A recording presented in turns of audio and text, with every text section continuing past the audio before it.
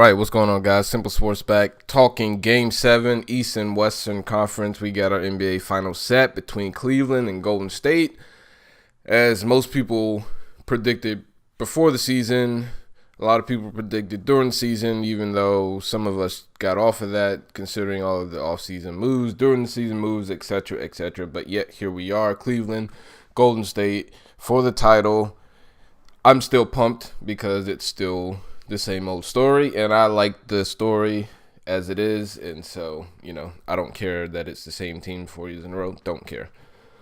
But I do want to talk about the games a little bit. I'm not going to spend too much time on the Cleveland-Boston game. That one went pretty much as expected. I thought Boston would win, or more so I should say could win. Here's what that came down to. When you step back, and everyone's been fluid about both teams, or in all of these teams, all four of these teams, really all season. Everyone's been fluid about them, up and down, in and out. Best, not the best, could be champions, whatever. Here's what it boils down to between Cleveland and Boston, okay? At least in this particular year and last year. One team had LeBron James, and one team didn't. And it's just that simple.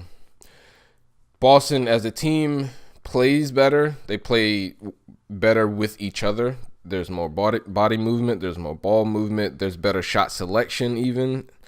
Some of their shots are obviously a little questionable, but that's to be said with every team, so whatever.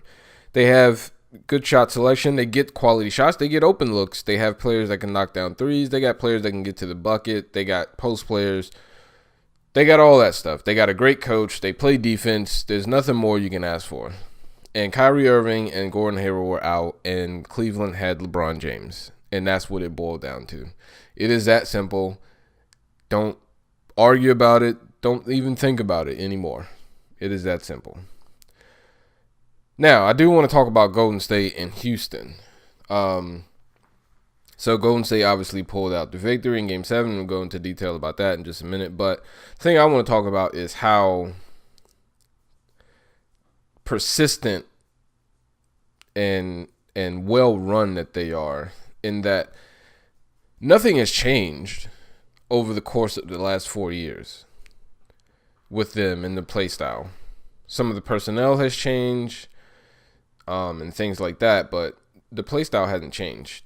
The only difference is now, if and when they need a go-to bucket, they have someone who they feel confident in just saying, give him the ball, get out the way.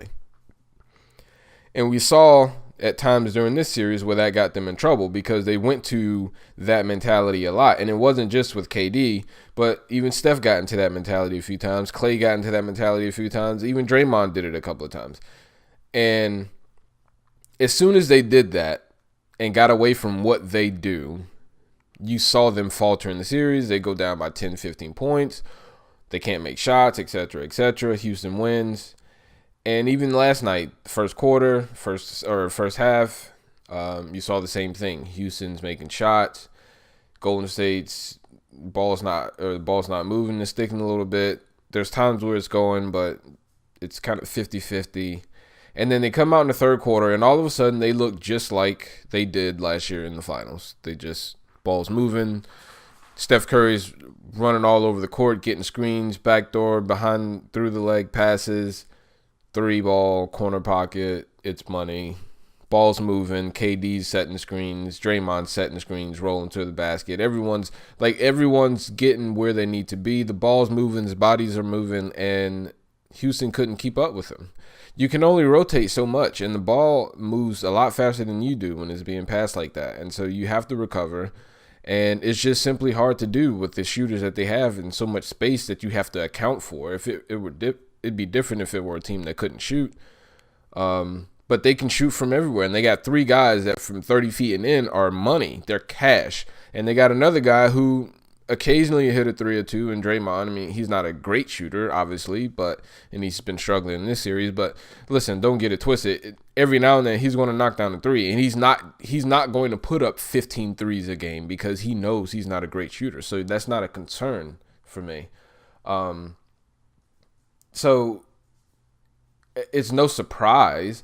James Harden is here, and I don't remember the exact stat, but he dribbled the ball somewhere in the neighborhood of 600 times, and the rest of the team combined for around 200 or so. I think maybe Eric Gordon had another high number, and then the rest of the team was like around 200 combined.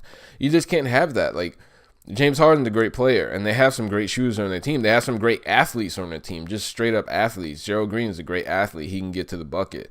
Obviously, Clint Capella, Trevor Ariza, like Eric. These guys are great athletes, and some of them are pretty solid shooters, but there's no rhythm created when they're playing because James Harden just dribbles the air out of the ball and shoots a three, gets to the hole. But, I mean, and sometimes it's effective, sometimes it's not. But when you're shooting like that poorly as you have all series, like, you've got to change something. Clearly, you're not getting to the line as often as you either feel you should, you probably should, whatever the case may be, but you're not.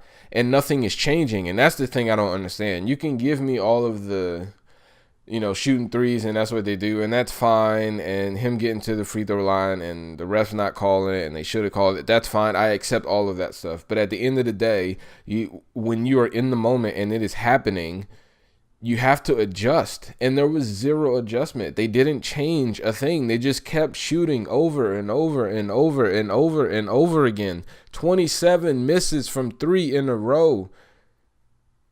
I don't get it. If I went to the gym and was playing ball with someone and they just shot three after three after three after three, and they kept going off and off the backboard and off the back of the rim and an air ball and off the bottom of the rim, off the side of the backboard, on the top of the backboard, anywhere but in the bucket, 27 times in a row, I'd go crazy. I don't get it. And it's not like they were trying to play catch up. The game was well within reach. And in fact, they were up by 11 at halftime. And then they come out in the second half and Golden State punches them in the face. And all of a sudden you saw them just retreat to that automatic move. Shoot three, shoot three, shoot three, shoot three, shoot three. Keep missing, keep missing, keep missing, keep missing. Shot yourself right out of the game. And now you're at home. So that's all I wanted to say about that. I don't know. I think James Harden, I went into this game not thinking that this would really affect his legacy because I thought something was going to change. But you know what? You can't do this, okay? And you had this game well within reach, and there were things that needed to be done that you just simply didn't get done. And, it is what it is. People will make all the excuses about Chris Paul, and I get it. It's obviously a huge deal that he was out. But who's to say that the game wouldn't have gone the same way? I mean, you never know, and we won't know. I don't like doing that what-if stuff because you can do that about a lot of things, and I don't want to get into all that right now. But I think I think he's well-deserving of the MVP for the regular season because it is a regular season award, and it's really not about who's most valuable. It's really about who had the best season, and largely it is correlated between numbers, ranking, and things like that. And so, does he deserve regular season MVP? Absolutely. I think he had the best regular season of any NBA player this year. But that's it. That's as far as it goes. And it's so separate. Like in football, Peyton Manning was... I obviously always thought Tom Brady was better than Peyton Manning when they played against each other over the course of their careers and played against other competition, and you could just see the difference, right? And for me, I would have taken Tom Brady over Peyton Manning. But it's not, the gap between the two isn't so great that, you know what I mean? It's like Tom Brady is way, I mean, don't get me wrong, the gap is pretty big, but it ain't that big. And my point is, it's a little bit easier in football to distinguish between great players and not so great players because the regular season matters a great deal in the NFL. Maybe not the full regular season. You might be able to get away with starting 0-2, 0-3, maybe even 0-4. You might be able to get away with it and sneak into the playoffs. But for the most part, anything losing after 4 weeks it's going to be hard to overcome.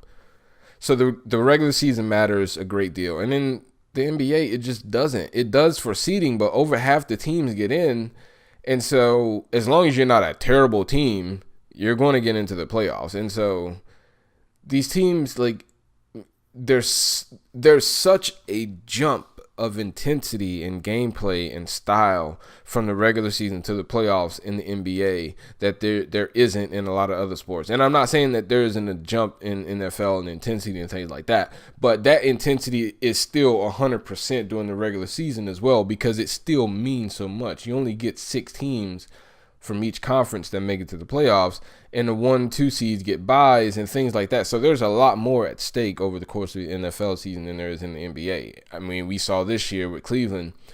Granted, they weren't necessarily the best team in the East anyway, but let's assume that they were going into the season, into the playoffs, the best team over the course of the regular season. Obviously, they didn't have the best regular season. They were pretty abysmal, but let's assume that they had a great regular season and they finished 4th in the Eastern Conference. Well, no one would have had any concern for them making it to the finals. And it's different in the NFL where you have a 6 seed that's a wild card. And it's there were Tennessee this year. A lot of people were like, man, this is the worst team to ever make the playoffs. There's some real concerns because you can see it over the course of the season. There's a lot of things in the NBA that you don't see over the course of the regular season.